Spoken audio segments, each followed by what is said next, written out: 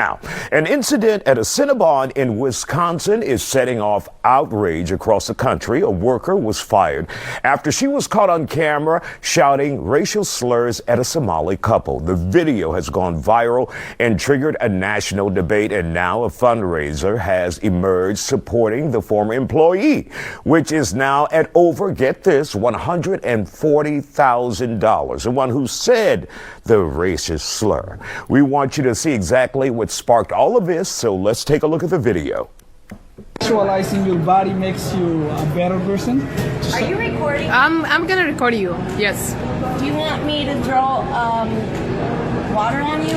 I am racist. So idiot, for And real. you are Idiot. No, I I'm am not. racist, and I'll say that to the whole entire world. Don't be disrespectful. You ruined your life, by the way. Oh, you're talking Bye. about respect? You're talking about respect? Now, Cinnabon released a statement stating their actions and statements are completely unacceptable and in no way reflect the values of Cinnabon, our franchisees, or the welcoming environment we expect for every guest and team member. Joining us, we have with us Brigitte and Tim Wah and Todd Smith. So, Brigitte, your thoughts about that? You know, you flipping the bird at you, you N-word you.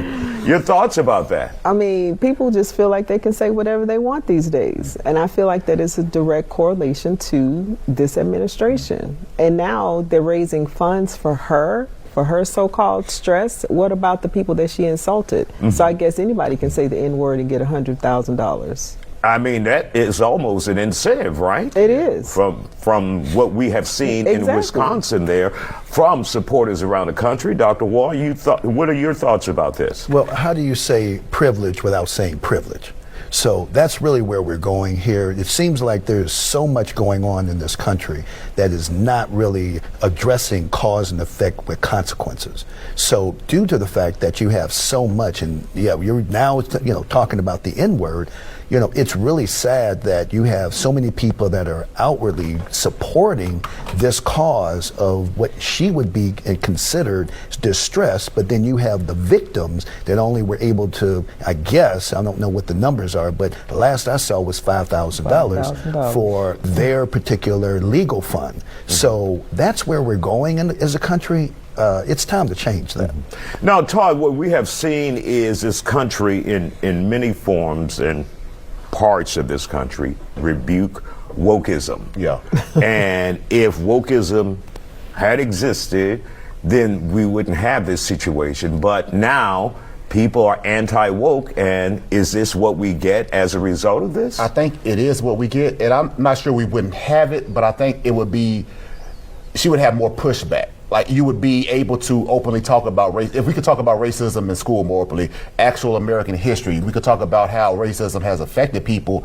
People wouldn't be so emboldened to say stupid stuff. Nowadays you have people, like you said, the administration. If Donald Trump can say ignorant things about people from Somalia, why can't a Cinnabon employee? And it's a great argument. Like, if the leader of the free world can be discriminatory, if he can be bigoted, why can't possibly a minimum wage worker be bigoted as well? But we're rewarding racists, but we're kind of shunning the victims of racism. Like Tim said, $5,000 for the victim, $140,000 for the actual perpetrator. So there's no incentive to not be racist now.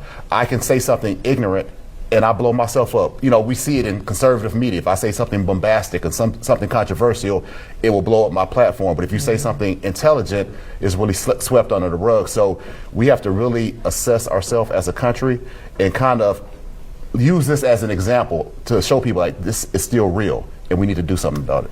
And who do you show that to, though, Todd, when it is the people, some of these people here in this country who are giving? They're the ones who gave $140,000, and they're like, yeah, more power to us. So what? Well, there's still some people who don't think racism exists. And apparently they ain't giving enough because they gave them $5,000, but she got $140,000. I know. We have people say, well, racism doesn't really exist. This is a prime example of real racism, and this is just an individual incident, and they might have hurt their feelings, but this is from the top down, like Brigitte said.